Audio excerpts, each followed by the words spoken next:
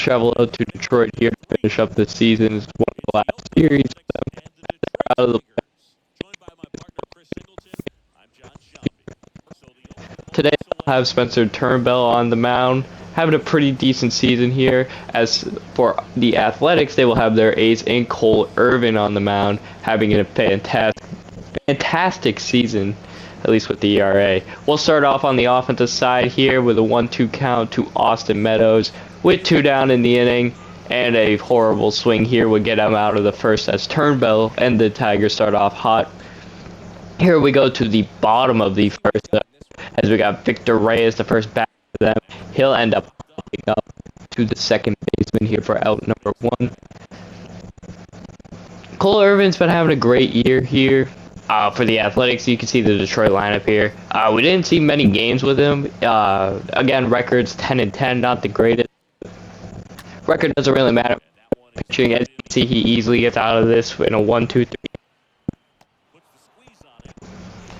And hope he can continue his dominance here as we jump over to the top of the second. With 2 outs, it's Hassan Diaz up, and Turnbull's pitch is on the way, and it's a hanging pitch that Diaz hits into left field. It would be a base knock.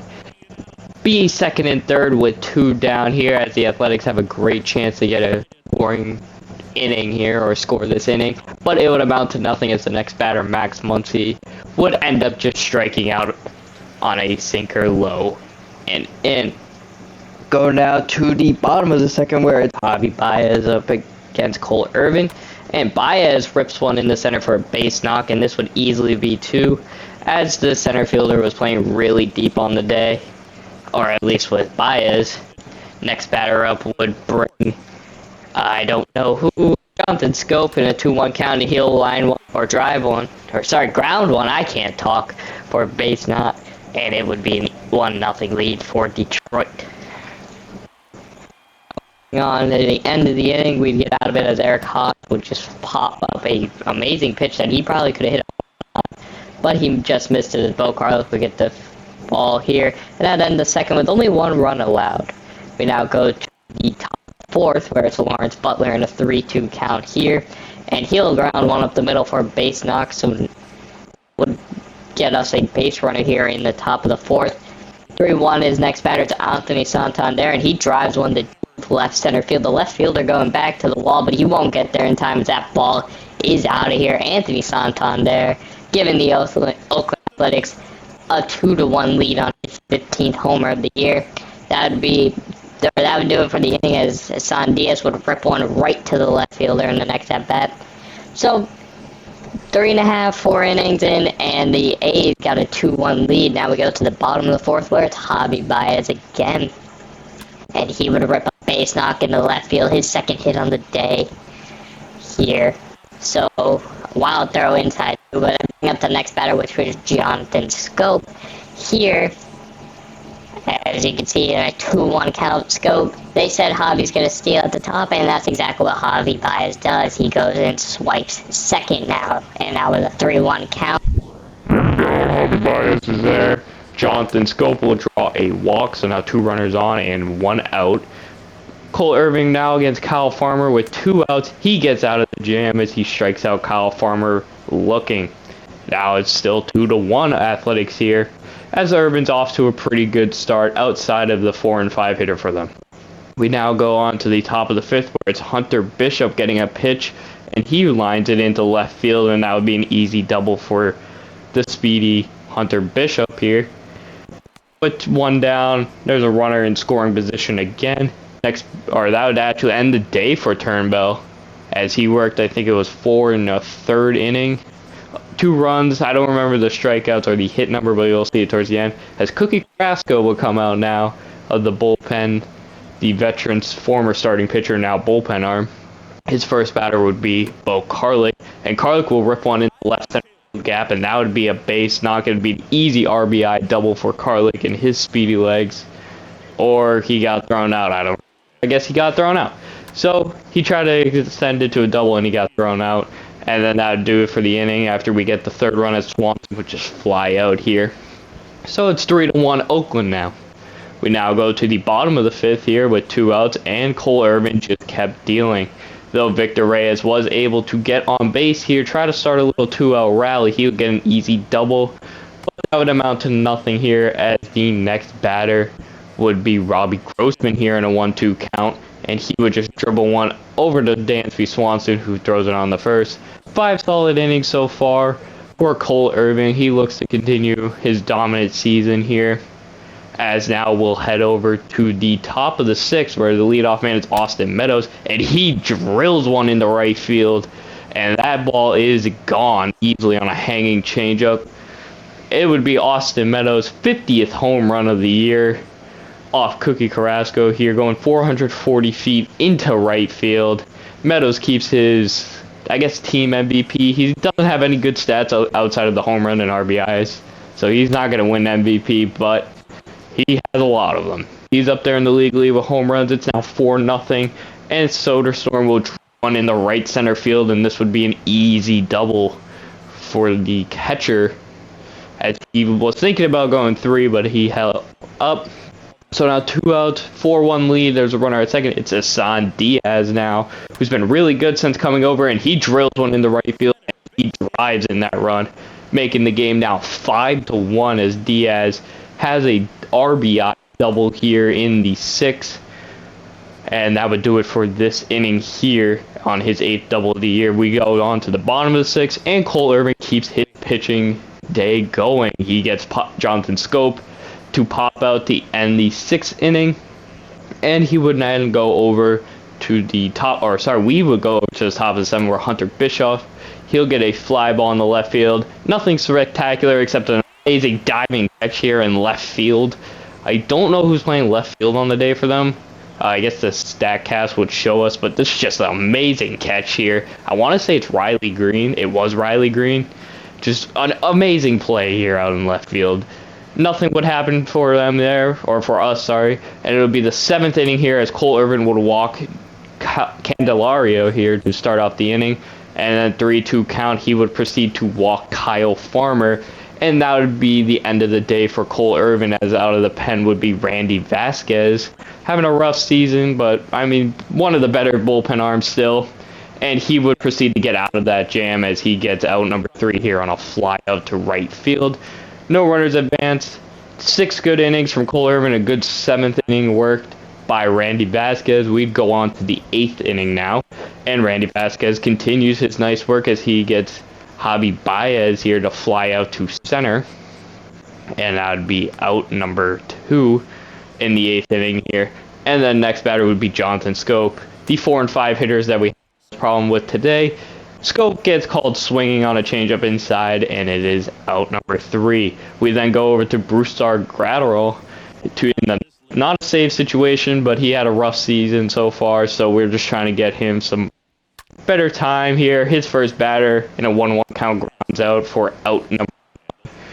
And Graterol will proceed to get out of the game, as he did walk a batter, but a great play over at third base by Max Muncy would do it here, and the Oakland Athletics pick up a 5-1 victory over the Detroit Tigers. Amazing game for the pitcher Cole Irvin, as he goes 6 innings, gets the win here. Only allowed 1 run early in the game, too, in the second. Pretty much didn't allow anything there since then. Anthony Santander won player of the game somehow. I'm not sure. Turnbull gets the loss in 4 1/3 inning. You can see our notable players for both teams, Hassan Diaz and Javi Baez. The only 2 in the game that had multiple hits, it looks like. At least multiple notable hits, as Diaz had 2 doubles, Baez had a double and a single, and their only run on the day. Now for the game 162, the Athletics stay home to face their rivals, the Los Angeles Angels. They are going into the playoffs here, and they are actually playing this game without Mike Trout, who is up there in the home run leader list with Austin Meadows, so we won't have that showdown today. James Kaprielian's on the mound. He will face Patrick Sandoval. Wow, I'm struggling a lot here. And early in the top of the 1st, the A's try to get going right away, as it's David Fletcher hitting a base hit into left field. Bishop cuts it off to leave it as a single. And Kaprielian starts off the day not in the best way, as he now faces Sierra, as he will bloop one in the center field, and that would be a base knock. So 2 runners on with nobody out to start the first inning. That would bring up, I believe, Shohei Ohtani. Big bat to have to try to get out, and he would get him to ground it 3-6-1 double play here to get 2 outs, and that would just stall the Angels' early start, as Jared Walsh would proceed to fly out to right field. Very big hit, but Meadows gets over there in time, and that'd be the end of the first inning, as the Athletics somehow keep the Angels shut or scoreless here, though they don't have Mike Trout, so it was a lot easier. Now jump to the bottom of the first, where Sandoval facing Austin Meadows, and Meadows get us a 2-out rally as he drills a pitch over the middle to left center field, and would get a early 2-out double here for the Athletics. But nothing would come up of it, as Shea Langeliers would be the next batter up, and he would proceed to strike out in a changeup in the dirt, get thrown out at first by the catcher, and it's scoreless after 1. We now head over to the bottom of the third, as not much has happened here, is Max Muncy, and he gets hit by a pitch to start the inning here in a full count. That would bring up Hunter Bishop now in a 2-2 count.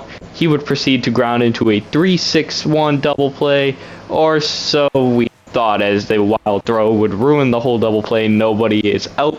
So 2 runners on, nobody out. It brings up Bo Karlik, who dribbles one too short, and the same result. Nobody gets out here, so now the bases are loaded off. Basically 2 infield hits, 1 an error, 1's a base infield hit. Brings up Dansby Swanson, and he drills one into left field, and that ball hits the top of the wall. 1 run would come across, the second run coming, wild throw in would score him. It is 2-0 Athletics here. Early in the game, in the bottom of the third inning, nobody out. And that was Dansby Swanson's 31st double. That brings up Austin Meadows, a big bat here. He would proceed to hit a base hit up the middle. Fletcher diving stop probably saves one of the runs from scoring, but Meadows still gets an RBI hit. It is now 3-1 Oakland. And now we go to Shane Langeliers here in a 2-2 count, and he flies one into right field. Haniger will catch it, but takes too long to throw the ball in. It is 4-0 as the Athletics jump on the lead here in the bottom of the third. Brings up Tyler Soderstrom now, and he gets a hit in the center field, and that would keep the 1-out rally going, as Jeremy Ironman now, he's looking for a big hit here as he grounds one down the line for a base hit. 1 run will score. Runners will stay at first and second here. It is 5-0 Oakland after this third inning, and Patrick Sandoval just had a rough inning here.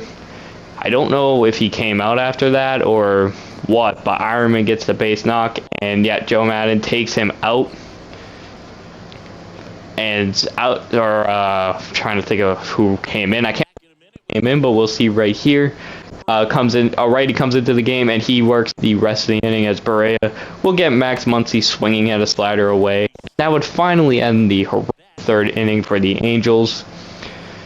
And we'll go now to the bottom of the fourth, where it's Hunter, and he drills one in the right field, and great play by Mitch Haniger. Diving catch here. You see the stat cast there.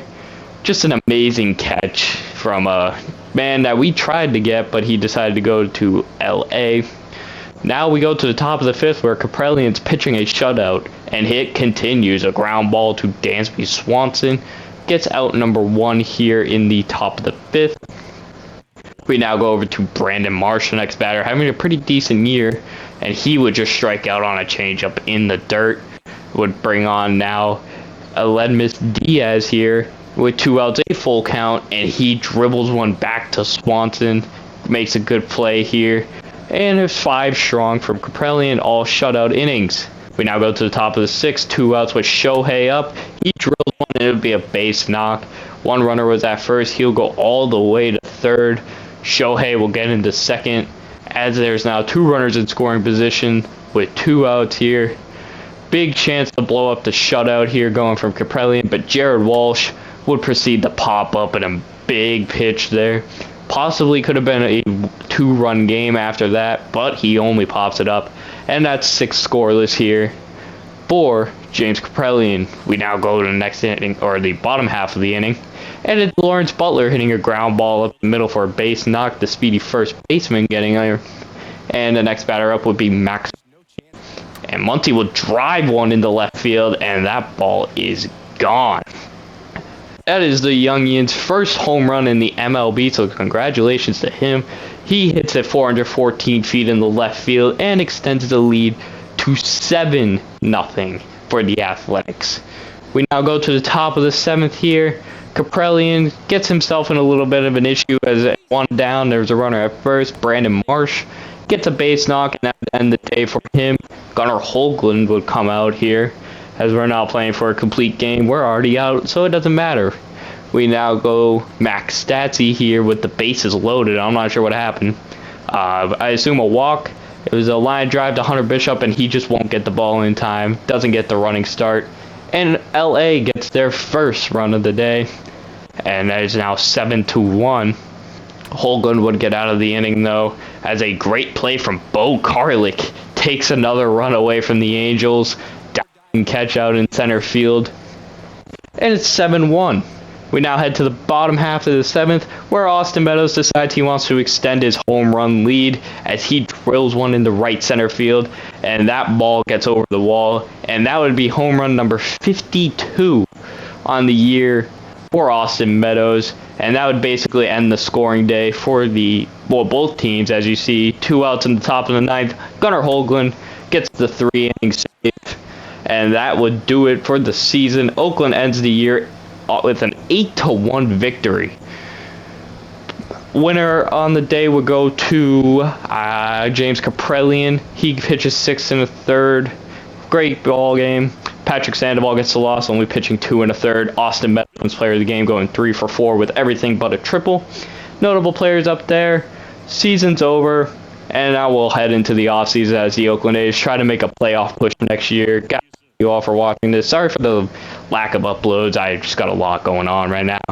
But we'll figure it out. Thank you guys for watching this episode of the Angels. And next season will be the summed off season.